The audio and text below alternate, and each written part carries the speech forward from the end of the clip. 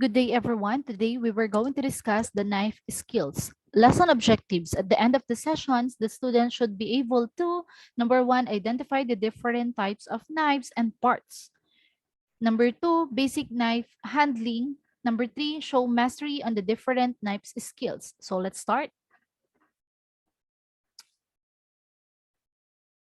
Knife skills. Learning how to use a knife correctly is imperative when it comes to keeping you safe in the kitchen. So it's very important that we learn how to use the knife properly para at least ma-prevent natin yung mga accident. Okay? So, traditional French cooking dictates basic cuts and their sizes. So later on, mapag-aaralan din natin yung mga commonly used na different sizes ng mga ingredients natin or yung tinatawag natin na basic cuts, okay? When learning basic knives skills, it's better to practice julienne to begin with. You can use vegetables like carrots or potatoes para at least dun pa lang mapapractice kayo kung paano yung mga basic cuts po natin, okay? Okay, so like what I said a while ago, it's very important that you need to learn how to use the knife properly to avoid or to prevent accident. And eto nga sabi dito, you may know how to chop and mince fruits and vegetable, but do you know how to properly protect your fingers as you slice and dice? Equipping yourself with the right knowledge will go a long way in the kitchen. So, lahat tayo kayang maghiwa, mag-chop, 'di ba? Lahat. Kaya lang hindi lahat may alam ng proper way kung paano para at least ma-protect ninyo yung sarili ninyo into an accident. Okay? So, let's proceed. Different kinds of culinary cuts. So, meron tayong tinatawag na large dice. Ang large dice, eto, is nagme-measure siya ng 3/4 inches by 3/4 inches. Okay, yan. Ganyan ang large dice. This square cut is most often used for vegetables kagaya ng mga potatoes and then pwede rin yung mga fruits like watermelon. Okay? The next one is yung medium dice. Ito naman, kung mapapansin ninyo, syempre, mas maliit siya compare sa large dice. The medium dice is measured 1/2 inch by 1/2 inch by 1/2 inch and is a smaller version nga ng large dice. This is generally a good choice when recipes don't specify the size of the dice and the ingredients list just say diced tomatoes. So, eto, madalas ginagamit to kasi, di ba, we have different kinds of dice. Pwedeng large, pwedeng medium. Pero kapag sa recipe, hindi siya naka-indicate kung medium ba or large, eto yung pinaka-appropriate na pwede ninyong gamitin. Yung medium dice kasi pangkaraniwan siya. Kasi like for example, ang nakalagay sa recipe is diced tomatoes. So napakalaki naman kung ganito yung hihiwain nyo. So ito yung pinakapangkaraniwan, medium dice, okay? Next one is the batonet, this one. The batonet pronounced batonet. Okay, it's basically creating a rectangular stick that measure 1/2 inch by 1/2 inch or 2.5 inch to 3 inches. Okay, batonet is a French vegetable cut where you cut food like round vegetables and fruits into long stick piece. Ito yung mga round vegetables, halimbawa potatoes, carrots, pwede nyo hiwain ng ganito para siyang mahabang stick piece, okay? Ginagamit din to for starting point ng pagkakat ng medium dice. Pwedeng ganito muna, hiwain nyo muna ng ganyan, tapos tsaka nyo hiwain pa ganito. Pa-dice na, para ang kalalabasan ay ganito. Okay? Alumet, measuring is 1/4 inch by 1/4 inch by 2.5 to 3 inches. The alumet is sometimes referred to as matchstick cut. Starting point naman ito ng small dice. Ito, starting point ng medium dice. Ito, starting point ng small dice. So, kung kailangan nyo ng nakalagay, small dice of potato. So, pwede nyo i-alumet muna. Yan yung size. Tapos, tsaka nyo hahatiin pag ganon-ganon. Yan. Para makabuo kayo ng small dice. The technique is used on firm vegetable. Kagaya ng potato, celery, carrots, peppers, turnips, and parsnips. Okay? And marami pa. Depende sa kung ano yung paggagamitan ninyo. The next one is, ito na yung small dice. So sabi nga natin kanina, before tayo makagawa ng small dice, pwedeng ito yung pinaka-starting point natin, yung alumet. Tsaka natin sila hihiwain. Okay? Ito yung pinakamaliit na size sa lahat ng dice. It measures 1/4 inches by 1/4 inches by 1/4 inches. Okay? The next julienne. The julienne cuts measure 1/8 inch by 1/8 inch by 2.5 inch. Basically, the alumet cut once more lengthwise. So, yung alumet, balik tayo dito, pwede natin tong pinaka-basic point para sa small dice. Pag ganun ang cut natin. Pag ganyan.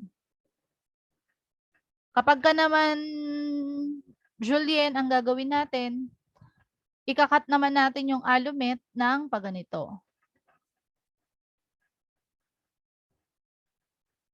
Paganon. Yan. Paganon lang. Mula point A to point B. Paganon ang cut.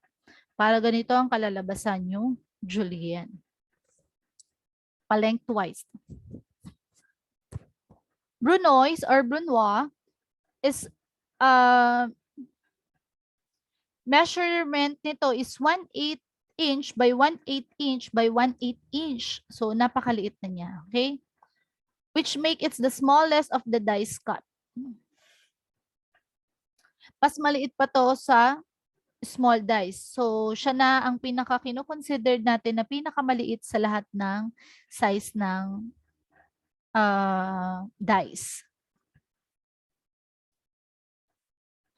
Usually, ginagamit natin siya pang garnish. Or, ang brunoise, kilala rin sa tawag na fine dice. Then, ito naman yung fine julienne. Yung kanina, itong julienne lang, pwede natin siyang hatiin pa ulit sa gitna para meron tayong fine julienne. This fine julienne also used for garnish. Ang sukat niya ay 1/16 inches by 1/16 inches by 2 inches. Okay? Ang starting point niyan ay brunoise cut. Correction.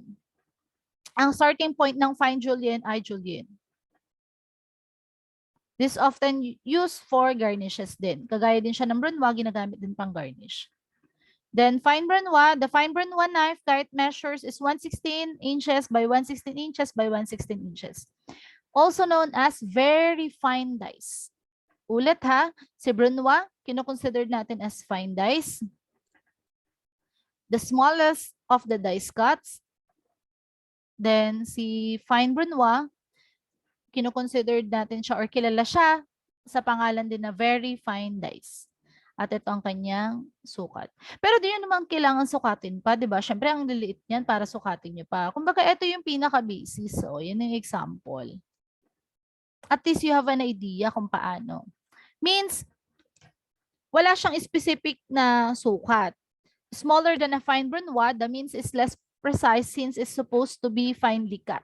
So, ganyan siya. Dapat finely cut po siya, kaya wala na siyang size.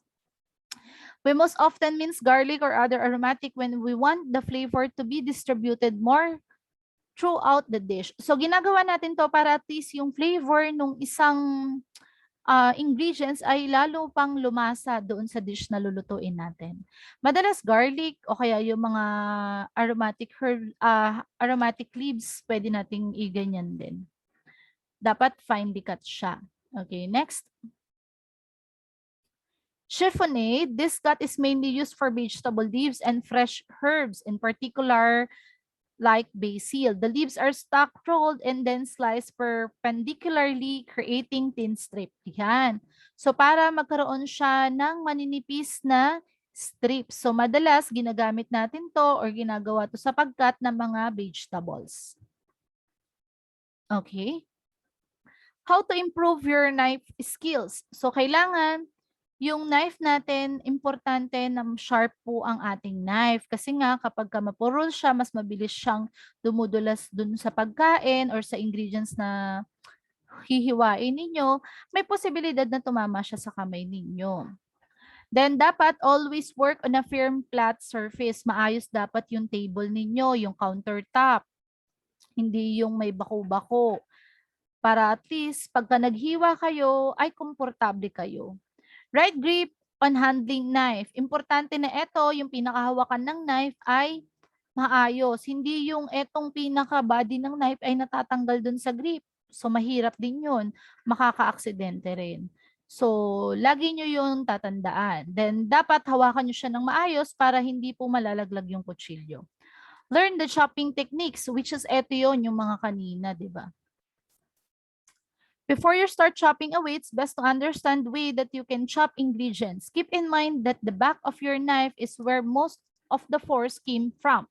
So that is where you want to keep the ingredients. Diba diniscuss natin yung mga different kinds of knives, saka yung parts niyan sa previous topic natin. So eto yung pinaka-back ng knife ninyo dito. Para kapag kailangan nyo ng mas matinding force, eto yung gagamitin, yung bandang part na to. Okay, para mas mahihiwa ng mas maayos. Then, always protect your fingers. Sometimes, pwede kayong gumamit ng, ayan, make a knuckle guard to protect your fingers by placing your fingers on the ingredients and then curling them up. Your knuckles will extend past your fingers and act as a guide for your knife and keep your fingers safe from slicing. Then, always practice para at least mas masanay kayo kung paano gamitin yung knife. Avoid niyo yung nakikipag-usap habang naghihiwa. Dapat always focus on what you are doing para at least maiwasan natin yung accident. Ayan. Hawakan niyo mabuti, then ganyan. I will provide additional educational video for this para at least mas maunawaan ninyo. Okay? Type of chopping board and their uses. So we have different kinds of chopping board in the kitchen to avoid cross-contaminations. So we have different colors para at least alam ninyo agad kung para saan siya gagamitin. Okay? So let's proceed. Red chopping board is ginagamit natin siya for raw meat and poultry. So like for example, kailangan nyo ng meat na hilaw. So pwedeng red chopping board ang gagamitin ninyo. Okay? Then dapat always wash and clean your knife and the chopping board. Always ang ginagamit ang red chopping board for raw meat and poultry. Yellow chopping board. A yellow chopping board is used for cooked meat and poultry. So kapag luto na yung meat ninyo, dito nyo na siya hihiwain sa yellow chopping board. Pero lagi kong sinasabi, lagi nyo munang lilinisin, titignan muna kung maayos. Okay?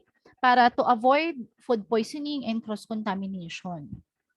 Kasi it can lead to foodborne illness, diba? Mahirap magkasakit. Okay, for your example, yung mga cooked meats like ham, salami, and turkey slice, pwede nyo dyan hiwain sa yellow chopping board. Okay? Then always separate ang yellow chopping board kay red chopping board to avoid cross-contamination. Then yung knife ninyo, laging huhugasan. Para at least, tsaka yung chopping board, laging huhugasan para malinis. Then blue chopping board is for raw fish, including shellfish like cods, haddocks, pollocks, tuna, salmon, and mackerel, and etc. So, blue chopping board is for fish, hilaw na isda. Then, ang white chopping board is ginagamit natin for dairy and bakeries item. You can use for cutting breads, cakes, and pastries. You can also use it for dairy items such as grating or cutting cheese. So, ginagamit natin doon is white chopping board. Ulit, ang red chopping board is for raw meat and poultry. Ang yellow chopping board is for cooked meat and poultry. Ang blue chopping board is for raw fish and mga shellfish and etc. Diba? And ang white chopping board is for bread, bakery items, or dairy products. Ang green chopping board is used for washed fruits and salads, vegetables. Okay? Ulitin ko wash fruits and salad vegetables. Kasi meron din tayong chopping board na ginagamit for unwashed fruits, vegetables. So sa green chopping board, pwede natin itong gamitin pag maghihiwa tayo ng mga washed fruits and salads vegetable like apples, bananas, strawberries, and etc. pang salad items. And ang brown chopping board naman natin, eto na yung ginagamit natin for unwashed root vegetables. Such as cutting potatoes kasi 'di ba medyo may dumi yung potatoes pagka china-chop kasi may lupa-lupa pa siya. Pero syempre hugasan ninyo, pero madalas kasi kahit hugasan ninyo yung potatoes, medyo mahirap talaga siya. Then carrots and etc. So brown chopping board is ginagamit natin for unwashed root vegetables. Okay? So that's all for today. If you have any questions or clarification, discuss natin sa ating group chat. Thank you.